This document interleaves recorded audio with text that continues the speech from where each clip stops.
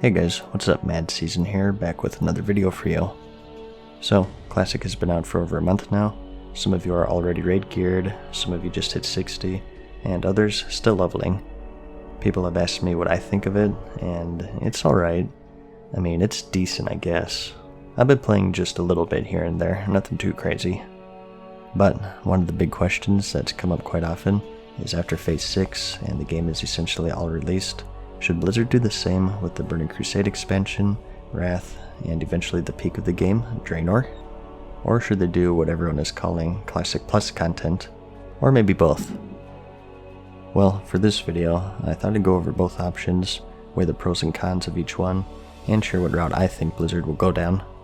I'll try to remain neutral for the most part, as I tend to do with most of my videos, and ultimately let you be the judge of what may or may not happen. So, let's start off here by defining Classic Plus, since this is a pretty vague term. It means different things to different people, but generally to most, it means new zones, dungeons, raids, or battlegrounds after the original end of Classic, which is of course patch 1.12 and the next Rammus raid.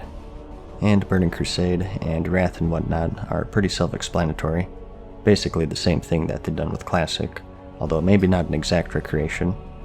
For example, just as how Classic was released in its 1.12 state, the Burning Crusade would be 2.4, and have a phase schedule to loosely match its content released over its 1.5-year lifespan.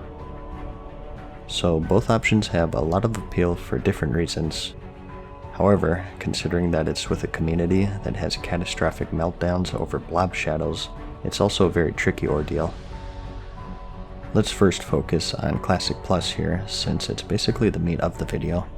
The elephant in the room, so to speak, with Classic that anyone will tell you is stagnation. Now, I always say that I could play Classic for a long time. I want to make every class, gear them all out, and focus more on PvP for my endgame, since you always have that challenge, and I'm sure many of you are in the same boat, but we need to take every player into account here. There will be a certain amount of players who hit next Rammus and then quote finish their characters, and then move on from the game. MMOs live and die on new patches, new raids to complete, new gear to obtain, battlegrounds to embark upon, and so on. This treadmill is what keeps players playing, and it's the central focus of every MMO ever released. Well, until now at least. Classic in its current state is pretty unique because it's the first MMO with a planned quote end. The only thing it'll be missing is a credits screen. Blizzard is quite aware of this, which is why they've gone with the 6-phase schedule to gate the content over time. Phase 1 we have Onyxia and the Molten Core, Phase 2 we have Dire Maul, some world bosses, and the PvP system, and Phase 3 is the Blackwing Lair, and so on, all the way to Phase 6, which is of course next Rammus. Even private servers are aware of this issue, with some choosing to not only stagger raid releases, but also patches, starting with 1.1, and then 1.2, and then all the way to 1.12, paying special care to the finer details that the official release threw to the wayside, such as talents and class balance. But all of this only delays the inevitable. The game will see an eventual end of progression, and so Classic Plus is born.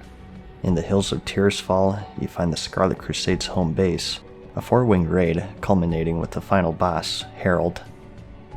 The old abandoned Ashara Crater battleground, originally designed to have aspects of MOBA gaming, finally sees its release, and maybe they make use of the Karazhan Crypts by turning it into a mega dungeon on the scale of the Blackrock Depths. Or Mount Hyjal is released as a level 60 questing zone, and holds the Barrow Dens raid, where Illidan was imprisoned during the events of Warcraft 3. This is what people mean when they say Classic Plus. It has a potential to be extraordinarily amazing, but it's evenly matched with the potential to be extraordinarily awful, and it really depends on how much trust you put in Blizzard. A lot of the people who play Classic don't have trust in Blizzard, that's why they're not playing current with all of its gamey aspects.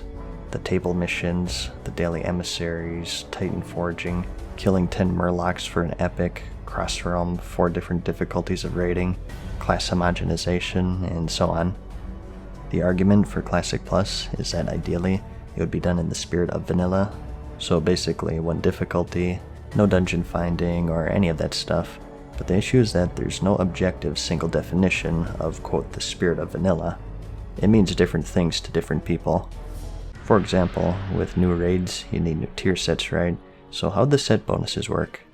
Will it be the old style, where it's just for one specialization? Referencing here that warrior sets were mainly for tanking, for example. Should balanced druids get a set to make them viable? Should they even be viable? The class balance meta is a huge deal to some, and insignificant to others, but at the end of the day, changed by the release of these potential new raids. In the Burning Crusade expansion, they switched from percentages over to the rating system, since the former didn't lend itself well into the long term. If we kept the percentage-based stats today, you'd see BFA items with 13% crit on each piece. So, if you released new raids in Classic, you'd eventually run into this problem. And this is just off the top of my head. I'm sure there are 1,000 more things. And again, it's a very fragile community that has less than a 0% chance of agreeing on anything. The bottom line is that Classic Plus is hugely advantageous because it addresses the issue of stagnation, but it's equally disadvantageous because at that point, it's not Classic. A proposed solution by some is the have your cake and eat it too method, where you release separate servers that'll have Classic Plus, and some that are true Classic, and Nexramus is the final raid. The big question there is that at that point, would the subscriber base be big enough to support something like that? When you bring in choices like that, you're also affecting the community, which most will say is the most important aspect of the game. Your server has an established community, and then all of the top raiding guilds jump ship to Classic Plus. Like I said, if you try, you can find an issue with anything. So a lot of people just throw their hands up in this point and say screw it. You know, Classic is working out pretty well so far, so just do the same with the Burning Crusade, and Wrath, and Draenor, etc. This is the safe option that I mentioned earlier. At the time that this video was released, I think it's too early to tell if Classic is successful or not. You know me, I'm pretty much a fanatic about the game and am pushing for it, but I think we'll only really know after maybe 5 to 6 months after Phase 6 is released if it'll have the staying power that I hope it has. It's doing pretty well right now, I think.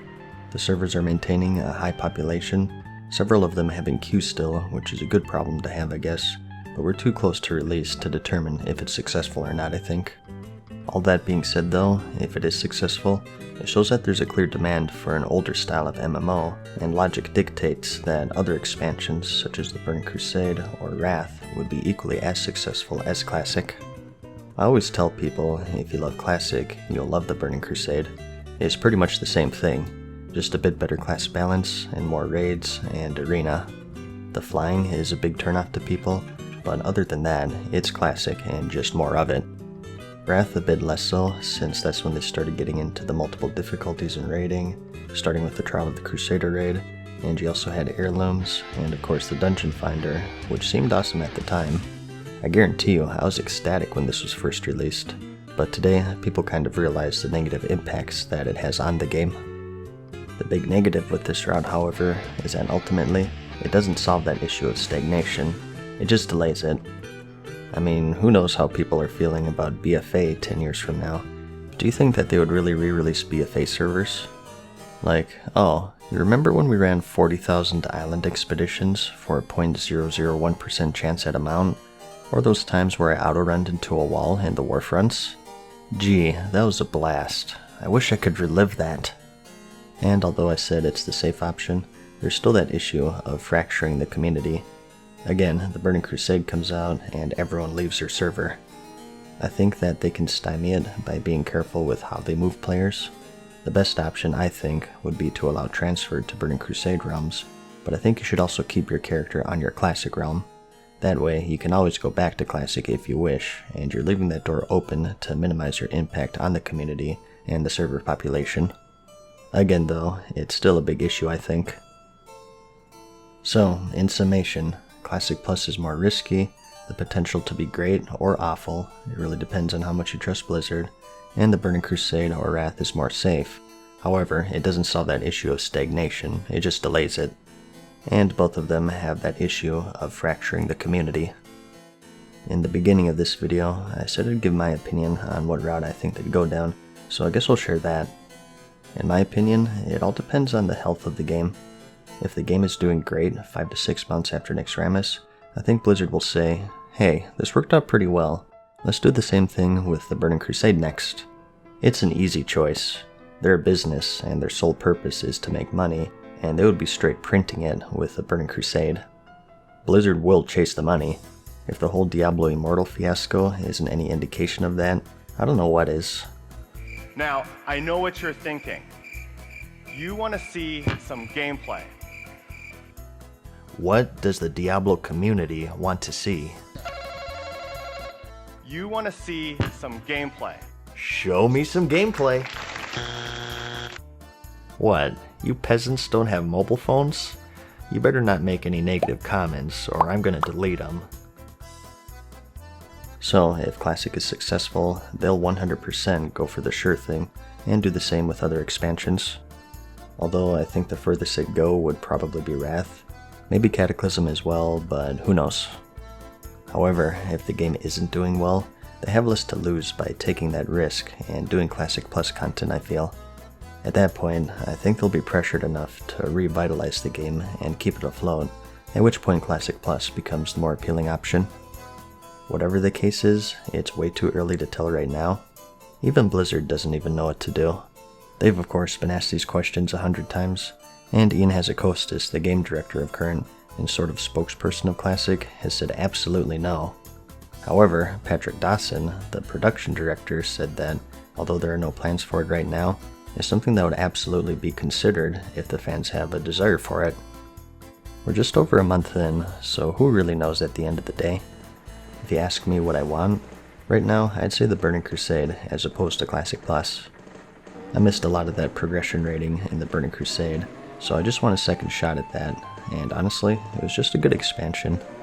Although the Classic Plus stuff sounds interesting to me it's not Classic anymore, and I prefer it in its original state. Again, I could be playing it for decades, I feel.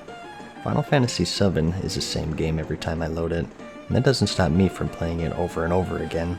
And it's the same with The Link to the Past, Secret of Mana, Ocarina of Time, and so on. It's a pretty bad comparison since they're single-player games, but with how huge of a scale MMOs are and them being multiplayer, that just gives it more longevity to me personally. But, you know my saying, opinions are like buttholes. Everyone has one. Some are a bit more crappy than others, but that's just the way it is. The only thing I care about is if you found the video interesting or entertaining. Like it if you liked it, and I'll see you in the next one. Peace.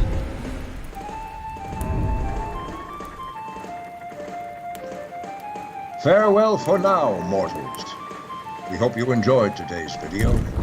See you again soon.